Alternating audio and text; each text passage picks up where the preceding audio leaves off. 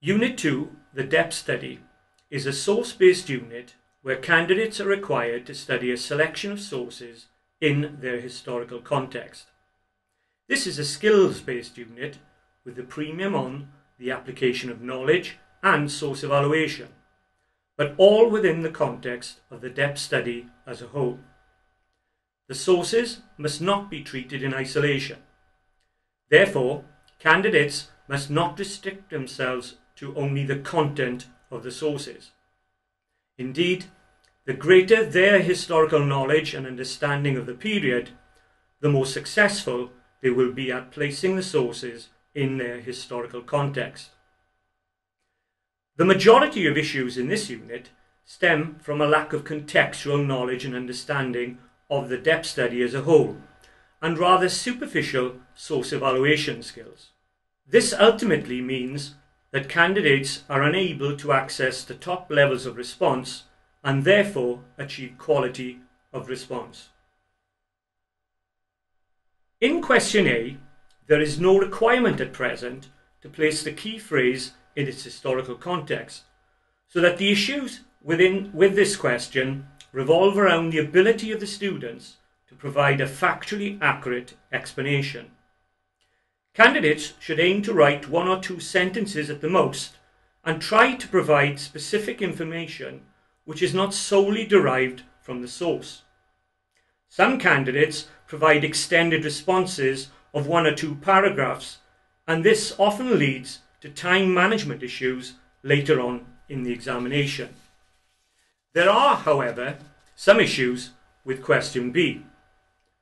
The focus in this question is upon using 2 designated sources to explain the importance or significance of a key historical event or issue. However, candidates should also provide some additional historical knowledge and make some reference to the attributions of both sources. It is obvious that whoever has written the source will have some bearing upon why they think that the issue or event is important. Authorship will inevitably affect the tone and angle of a particular source, and candidates must explore this element successfully in order to access the higher levels of response in this question. Copying the attributions alone, however, will not be enough. Candidates must engage with them and place them in context. Some students do not achieve quality of response in this question because they provide a purely narrative response without any reference to the sources. Others copy or summarize the content of the sources without any focus upon importance or significance. They do not attempt to place the sources in context or consider how the attributions help to explain the importance or significance of an event or issue. Furthermore, some candidates cross-reference or compare the sources. This is not a comparison question, and there is no requirement to do so. To achieve quality of response in this question, candidates are expected to use the content of the sources, their own knowledge, and the attributions to show the importance or significance of the historical event or issue. In question C, the focus is upon evaluating the reliability of 2 different sources for a particular set inquiry. The sources are not to be taken in isolation, and this is not a comparison question. Candidates must focus upon the specific sources provided for the set inquiry and not upon the types of sources. For example, this question is not about the reliability of a diary or a report in general, but about a specific diary or a specific report for a specific set inquiry. There are a number of issues with this question which should be avoided in order to achieve quality of response. Candidates should avoid copying from the sources in order to provide a purely content-driven response. Candidates should ensure that they use both the designated sources. This question is not about the utility of the sources or what's missing. Furthermore, this is not a comparison question, and candidates should not attempt to weigh up the relative value of one source against another. Candidates should engage with the attributions of each source by considering the authorship in context. Mechanistic references to types of evidence or general references to the attributions should be avoided in this question. Candidates should avoid making mechanical statements asserting that the source is reliable and then go on to say why the source is unreliable. They cannot have it both ways. The judgments reached about the reliability of each source should be secure and substantiated and not left open. In order to achieve quality of response, candidates must focus upon the content, authorship, and context of both sources. They all have a bearing upon the reliability of the sources in relation to the set inquiry.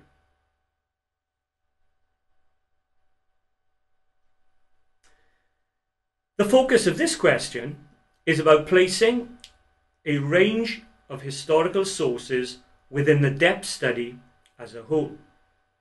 In order to do this effectively, it is necessary that candidates have a detailed knowledge of all the key issues within the chosen depth study.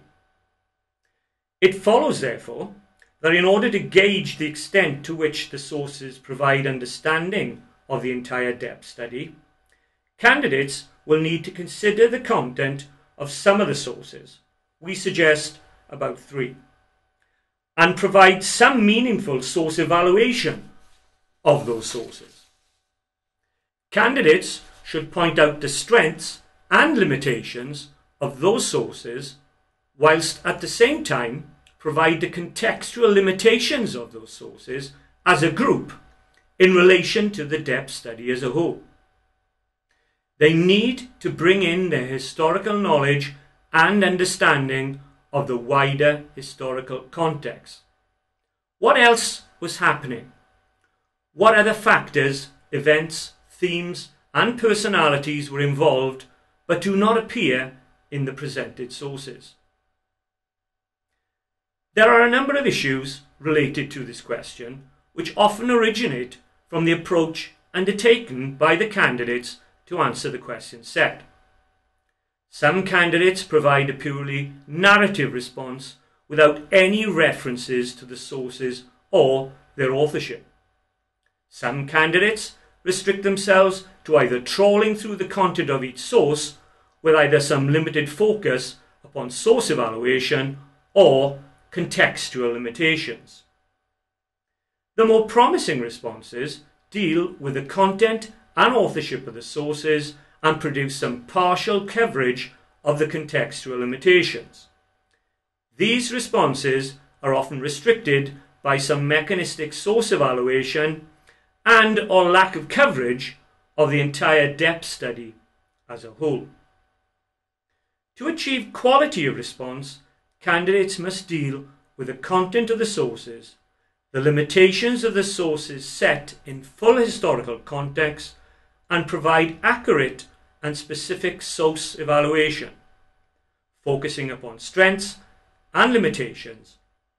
In this way, candidates will be able to reach a full and substantiated judgment about how the sources presented help them to understand the broader picture of the depth study as a whole.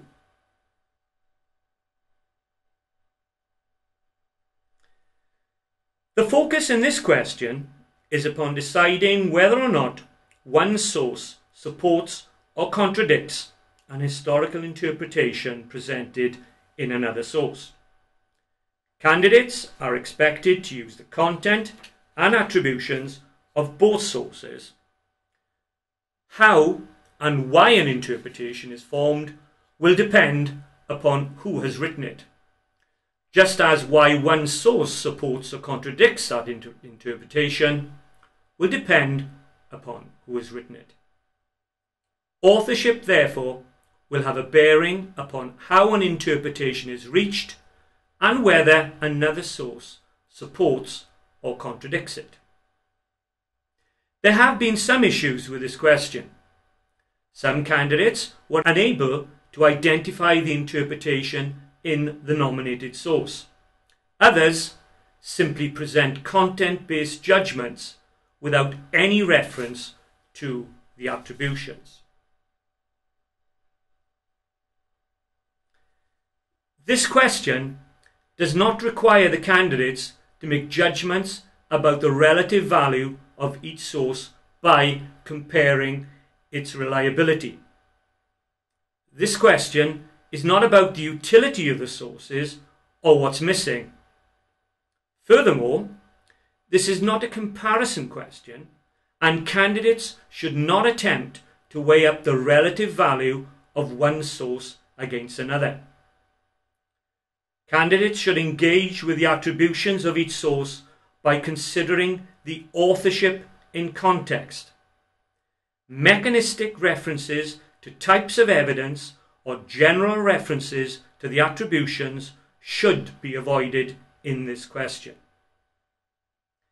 Clear focus on the precise sources is required in order to prevent confusing and inverted judgments.